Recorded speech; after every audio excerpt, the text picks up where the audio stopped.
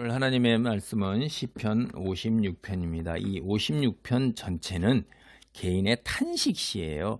시편에도 보면 이 자기가 당하는 시련과 고통 속에서 하나님께 탄식하면서 기도 올리는 일이 적지 않은 것을 볼 수가 있어요.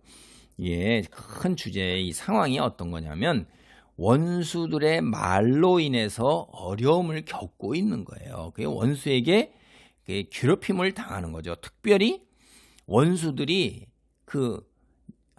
내가 한 말을 갖다가 곡해하고 왜곡해서 악의적으로 비방해요. 그럴 때 이제 우리가 시편 56편을 생각하면서 하나님께 기도드릴 때 우리가 본보기로 삼을 만한 그런 거다 하는 거예요. 그래서 56편 1절로부터 4절까지는 하나님의 자비를 구하는 기도의 내용입니다. 보겠습니다. 하나님이여 내게 은혜를 베푸소서. 사람이 나를 삼키려고 종일 치며 압제하나이다. 내 원수가 종일 나를 삼키려 하며 나를 교만하게 치는 자들이 많사오니. 이제 이게 뭐냐면 간절한 마음으로 하나님의 은혜를 구하는 걸로 이제 기도를 시작하는 거예요. 이게 한두 사람이 아니에요. 수많은 원수들이 작심하고 그를 괴롭히고 있는 것입니다. 치는 자들이잖아요. 자들. 그렇죠? 그러니까 수많은 원수들에 둘러싸여서 그들이 쉴 틈 없이 종일 1절에도 종일이고 2절에도 종일 하루 종일 어떻게든지 무너뜨리려고 안간힘을 쓰면서 한 조그만 짬도 없이 공격해 오는 것을 강조하고 있는 거예요. 그래서 공격이 뭐냐면 여기 보면 삼키고 짓밟고 치고 압제하고 또 삼키고 또 치고 이렇게 하잖아요. 얼마나 이 공격이 치열하게 그냥 계속해서 이어지는 거예요. 이게 잠깐 숨 돌릴 틈도 없는 거다 이 말이에요. 그래서 여기 우리 2절에 보면 교만하게 친다 이런 말인데 나를 비방하는 원수들이 온종일 나를 짓밟고 거칠게 나를 공격하는 자들이 참으로 많아지고 있습니다. 이렇게 하고선 이거를 이제 교만하게 이거를 하나님이요 이렇게 하고 하나님을 부르시는 이런 우리가 부르는 걸 혹격이라고 그러거든요. 아무개야 이렇게 하고 사람 부르는 것처럼 요 교만하게라는 그 원문을 이제 하나님이요라고 이렇게 부르는 말로 이렇게 그러니까 이 단어가 이제 그렇게 번역을 하기도 했는데 이제 영어 성경이나 뭐 이렇게 새 번역이나 현대인 성경 같은 그렇게 번역을 했어요. 근데 이게 이제 우리가 잘 보면은 이 단어가 원래 이 교만하다는 단어가 이제 산봉우리나 높은 곳 이런 걸 뜻하는 거예요. 그 원수들이 높은 곳에 있다는 게 뭐죠? 사회적으로 이들이 높은 지위에 있고 권력을 가지고 있고 뭐 그런 거죠. 그러니까 우리가 일반 사람들보다도 훨씬 지배계층에 있는 사람들이란 말이에요. 자기를 괴롭히는 사람, 이 사람이 누구냐? 원수들이 누구냐? 사회적 지위의 지배계층에 있는 사람들이 그런 것들을 악용해서 무자비하게 지속적으로 공격해오고 있는 거예요. 이거 굉장히 힘든 상황이죠. 그러니까 일반 평범한 사람들이 지배계층이 권력과 그 있는 제도를 이용해서 나를 통제하고 압박하고 핍박할 때 이게 너무너무 힘든 거예요. 이게. 그래서 3절에 보면 내가 두려워하는 날에는 내가 주를 의지하리이다. 오늘날 한번 살면서 생각해 보세요. 검사, 경찰, 그 다음에 뭐 이런 정보, 뭐 이런 사람들 세무서, 동사무소 이런 모든 권력들이 다 나를 치려고 압박을 한다 이 말이에요. 두렵지 않겠어요? 이제 나는 어떻게 할 줄을 모르잖아요. 도움의 손길을 뻗칠 데가 없는 거예요. 그럴 때 하나님만을 의지할 수밖에 없는 거예요. 그래서 현대인의 성경이 이 3절의 의미를 이렇게 번역했어요. 나 비록 이토록 무서워 떨어도 굳게 주님을 믿습니다. 굉장히 이게 의미 전달을 잘하고 있는 거예요. 현실에 그 모든 권력, 모든 제도, 사회적 지위, 수단 방법을 다 가진 지배계층에 있는 사람들이 떼거지로 나를 공격해서 나를 무너뜨리면서 내 삶을 갈갈이 찢어놓는데 그게 내 죄악이 아니라 이 말이에요.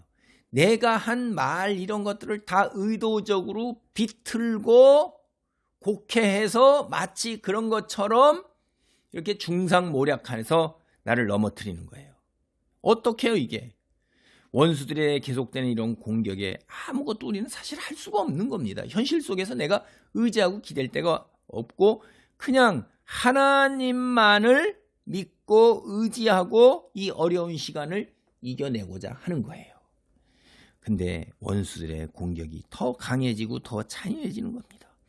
사실 이런 속에서 하나님께 더 나가서 더 뒹굴면서 기도하는 거 외에는 더 없잖아요. 우리가 다 알잖아요. 세상 사람들 중에 평탄하고 순덕한 삶을 사는 사람들 있지만 때로 누군가는 경제적 파탄 속에서 혹은 건강이 아주 그냥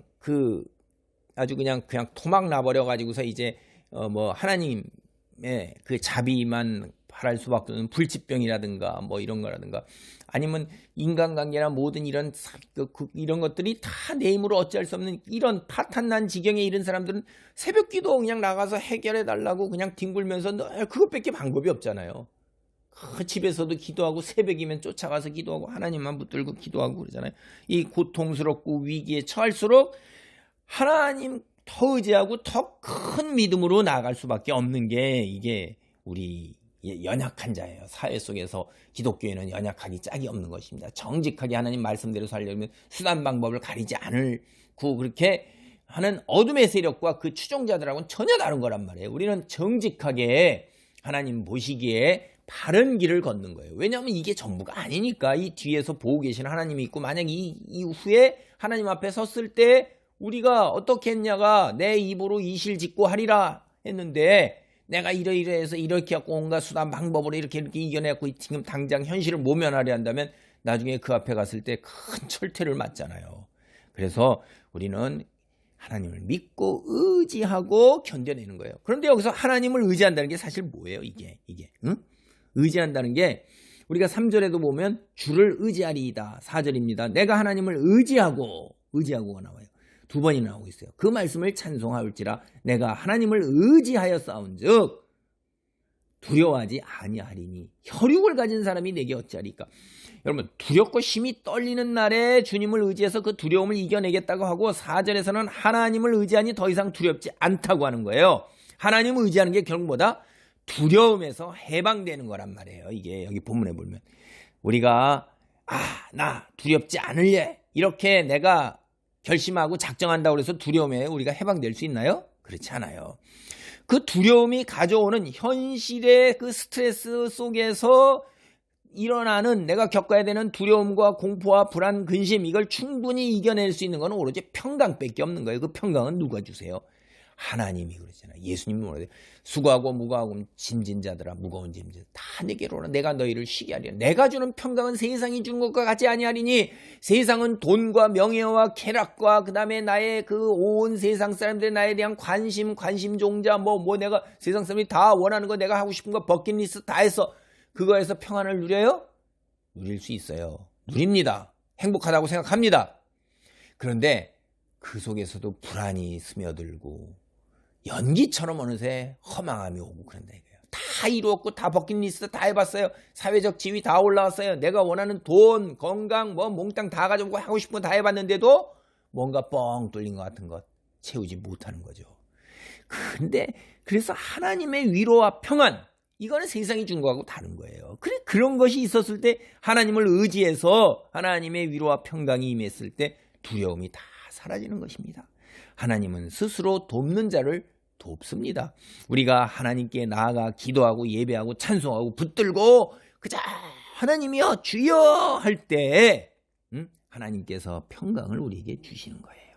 그래서 여러분 보세요. 여기 그 말씀을 찬송하올지라 하나님을 의지하면서 이제 평강으로 인해서 두려움에서 해방되니 찬송이 절로 나오는 거예요. 하나님의 그 찬양 이게 우리가 슬픔과 두려움 중에서 찬송을 부르려고 노력해야 하는 이유가 바로 여기 있는 거예요. 억지로라도 하나님을 찬송하기 시작하면 어느 사이에 슬금슬금하니 하나님의 평강이 우리를 슬픔과 두려움에서 해방시켜 주시는 거예요. 그러니까 해방된 영혼은 더 힘껏 하나님을 찬양하고 큰 은혜를 더욱 경험하게 되는 거예요. 우리가 찬송은 하나님을 의지하는 결과로서 오는 거지만은 동시에 하나님을 더욱더 의지하게 만드는 동기가 되는 것입니다. 이제 하나님을 의지하니까 상황이 달라버려요. 전에 한없이 두렵게만 느껴졌던 원수들이 전혀 두렵지 않아요. 세상을 창조하고 다스리는 하나님이 나와 함께 하시면서 도우실 것이라고 생각하니 갑자기 원수들 별 볼 일 없는 거예요. 그들은 뭐예요?